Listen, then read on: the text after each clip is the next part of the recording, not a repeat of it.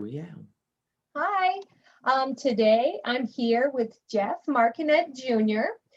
You can find him at jeffmarconettegr.com. And I'm really excited to have you here today, Jeff. Welcome. Thank you very much, Jamie. I appreciate it. Awesome.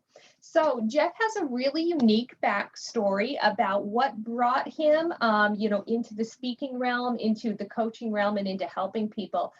Jeff, can you share with us your backstory? Why, yes, I can. Thank you very much for this. I appreciate the opportunity to be here to share with your groups. So, I was 17 years old. I imagine everybody out there can remember what they were doing when they were 17. If they played any sports, if they had girlfriends or boyfriends, or they were the all-star football player at high school.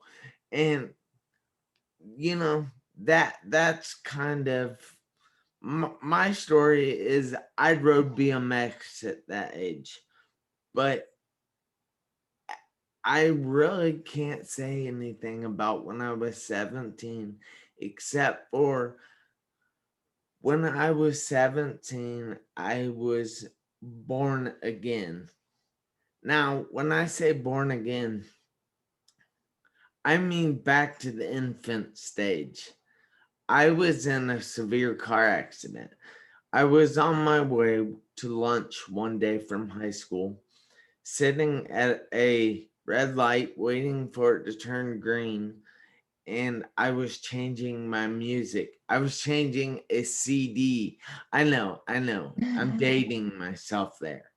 But I was changing a CD, and a friend behind me actually honked at me to tell me the light was green. Now, I don't know about you, but I have a lot of friends that like to mess with me, like to try to get me in trouble, like to try to make me do things wrong at that age. And so I quickly looked up, noticed he wasn't messing with me. The light was green. So I went ahead and pulled forward to wait on other traffic to pass. But when I pulled forward, a semi decided to run the red light. Oh, wow. He T-boned me in the intersection, leaving me stuck in the car unconscious. And the fire department actually had to use the jaws of life to get me out. Now, they tried to call for the helicopter to come get me, but the helicopter was out that day because it was snowy and kind of nasty out. So they took me to my local hospital and then tried to get the helicopter again. It was still out. So luckily, the hospital in the big town around me had a mobile intensive care unit known as the MICU, and it travels by ambulance with the same people that ride in the helicopter. So it's a pretty awesome machine. And now they came up to get me from my local hospital and took me like 45 minutes to a bigger hospital. And I was immediately knocked unconscious. So I don't remember this at all. But they rushed me into trauma where they discovered that I had a broken neck, a fractured jaw, two fractured ribs, a punctured lung, and a ruptured spleen. They put a tube in through my stomach to help me eat because my jaw was broken and I was unconscious. They put a tube in through my side of my chest to reinflate my lung because it had collapsed. They put a tube in through my neck that's called a tracheotomy to help me breathe, and I was actually on a ventilator for a few days. So when I finally came out of my 2.5 month coma. All right, I'm gonna say that again. 2.5 month coma. I had to relearn to walk, to talk, to eat, to drink, everything all over again. That's why I say that I was born again. Now, since then, I have been going through nearly 20 years of physical therapy, and I still do it all the time. And I go to the gym 5 to 7 days a week, and I work out hard. I don't work out easy, and it's all about pushing myself because I know there's more out there that is possible for me. And I want to show other people that they can do things as well. And the fact that I was in a wheelchair at one time and I'm up walking now, if I didn't let that hold me back, if I'm not letting that stop me, then what are you capable of? What is stopping you? That's a great question. That's a great question. It's really inspiring. When you talk to people that have overcome through so much and that have to deal with so much on a daily basis that many people do not, but it is still hard, I mean, and maybe you can relate that it is still hard for, everyone a lot of the time to feel like good or feel grateful or, does that make sense? Yes, it's all right. What, like, after my accident, after getting out of the hospital and coming home, and after I turned 21, I coped with things in a very unhealthy way. I would go out every night of the week, so 7 nights of the week, including Sunday, and I would get drunk. And a lot of people are like, okay, well that's not the best. But they don't understand when I say drunk, if I wasn't getting sick, if I wasn't throwing up by the end of the night, I wasn't doing something right. I drank that heavily, and it gave me the excuse and it gave me the reasoning that I could go out and have fun and not worry about telling anybody that I was in a coma for 2.5 months or I'm still going through physical therapy. And that stuff bothered me. And with drinking, I didn't have to tell people that stuff. They knew it already. I was drunk. That it was the perfect excuse. But I learned quickly. Well, not quickly enough that stuff is not healthy. It's not good to go out there and do that. So I got over doing that. I moved on from doing that all the time. And I still drink. I'm not telling you not to go out and drink because I still do that. That's still fun for me. But I don't do it as often as I did before. So you basically, you went through a lot of coping through that, but as you went on over time, you found that it maybe wasn't the most productive use of your time and there was more that you wanted to do with your life. Yes. There was a lot of growing that I did once I quit drinking because I mean, when you're drunk all the time, you're not trying to learn new things. You're not trying to grow. You're not trying to better yourself. You're just trying to get drunk. You're just trying to have a good time. And while A lot of people are going to tell you having a good time is not a key to life. It it is a key, but you have to do it in the right way. If you do it in an unhealthy way, like drinking alcohol, yeah, it can be fun, but it's detrimental to you.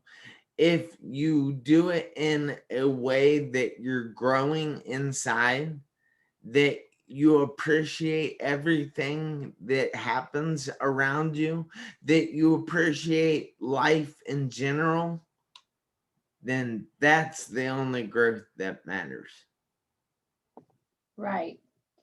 And as you changed, as time went on, you discovered that you wanted to give back to people from your experience, right? Can you Yes. tell us a little bit about how that happened? All right. Well, when I got involved with a company called Herbalife Nutrition, now they gave me purpose. They showed me that I could have more. I could live a better, healthier, happier life. And every time I went to one of their events, I would fall in love with the personal development section. Now, Les Brown tells a story about when he would go to personal development events all over. And it was the same way for me. I always sat there in the audience saying, I could do that. I can see myself changing lives. I can see myself helping people. But then walking to the car after the event, my brain or something in the back of my brain would be like, how are you going to do that? Why are people going to listen to you? You don't have any training. You don't have a college education. You've never worked for any major corporation. And I was like, yeah, you're probably right. For the longest time, I listened to that. But then one day, I was like, no, I'm not going to listen to that because I can do that. I am going to show other people that they can accomplish all kinds of things in this world. And I started by, I got hooked up with my coach, Dr. Ruben West. And I started going through all the speaker trainings. And then I learned how to do all this stuff. And it was amazing because I was doing it. I was doing what I felt I was meant to be doing. That's pretty exciting that you jumped straight into speaking. Isn't that like one of the deadliest fears of life? Yeah, but I'm just kidding. I know, but speaking honestly does bother a lot of people. Uh-huh. Getting It up does. in front of large crowds bothers people. I don't know why, but that doesn't bother me. That's just not a fear I have. Well, that's awesome. Yeah. I mean, then you should definitely do it for all of us who are too scared. Oh, but you're great at this. Oh no, I'm good. I'm good. Um, but no, I'm not a public speaker. I'm not at that point. I don't really have that skill. So I think that's very commendable that you do that. Thank you. And then you also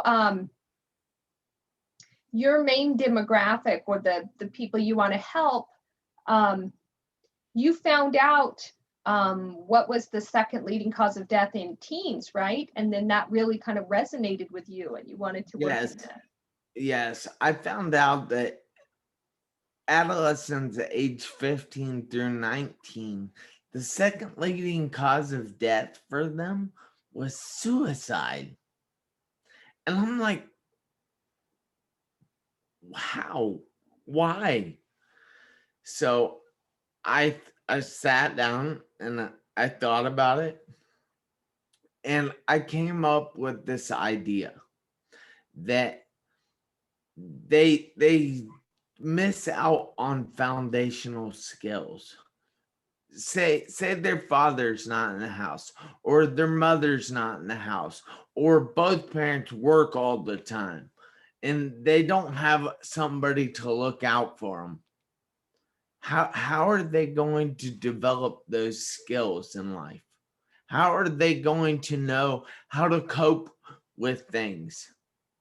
So I decided to write this journal, and sorry, I'm moving in cam here for a minute. Oh, that's fine. But I wrote this journal. It's called Make Every Second Count, a 1,500-hour journal. And it was originally designed for kids 11 through 19 years of age. But since then, I have discovered that it helps each and every person that goes through this journal.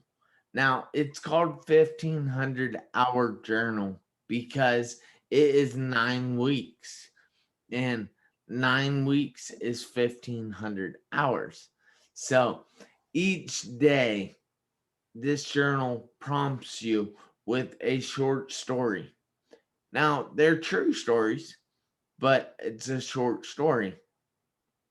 And then you have to think about that and write about something that is like that in your life, or what you learned from that.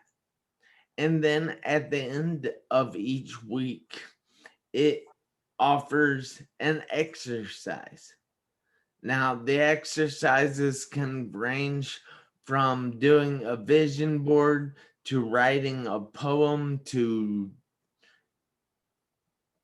I don't even know what all's in there now, but sorry, I have like brain fart at the moment. Oh, no problem, no problem.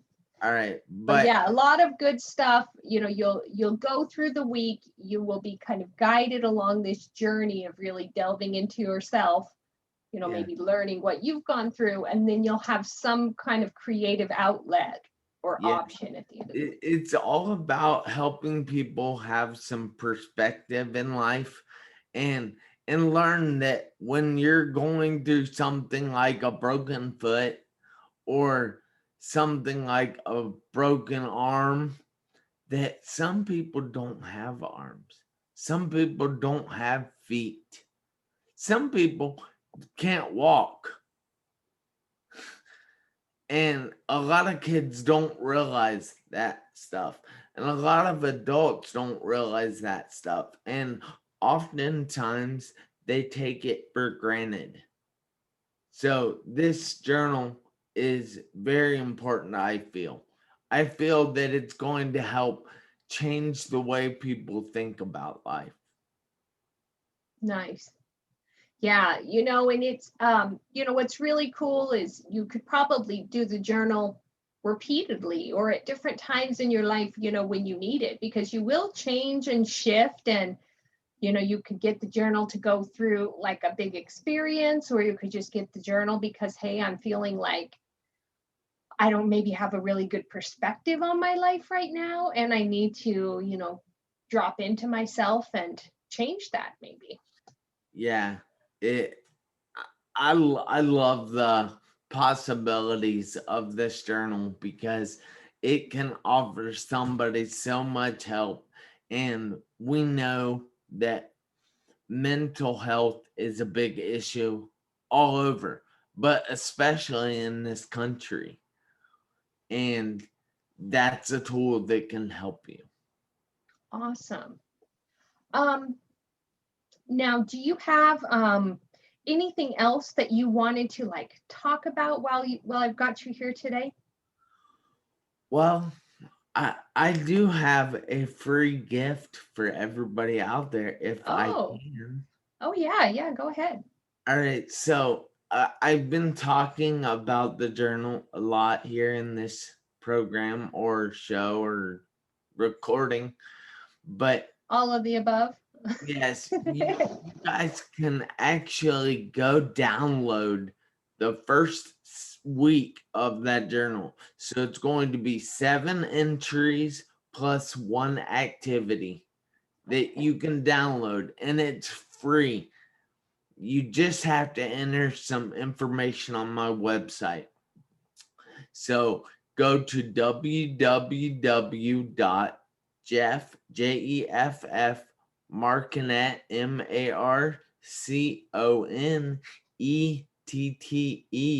Jr. JR.com/journal, and you can download the first 7 days and first activity of that journal for free. Nice, nice. Yeah. So, and Jeff also sells the journal in hard copy on his website, which is the best way for you to get it. But if you want to, you can find it on Amazon in hard copy and in Kindle digital edition, correct? Awesome. So any maybe thoughts or advice that you might have for someone who maybe is listening to this today and is going through, something pretty heavy at this moment? Take it day by day, one day at a time. Because the only thing that really honestly matters is this moment right here. If you have stress about something, it's something in the past, something you've already lived through. If you have anxiety about something, it's something in the future, something you don't have to worry about because it's not right now.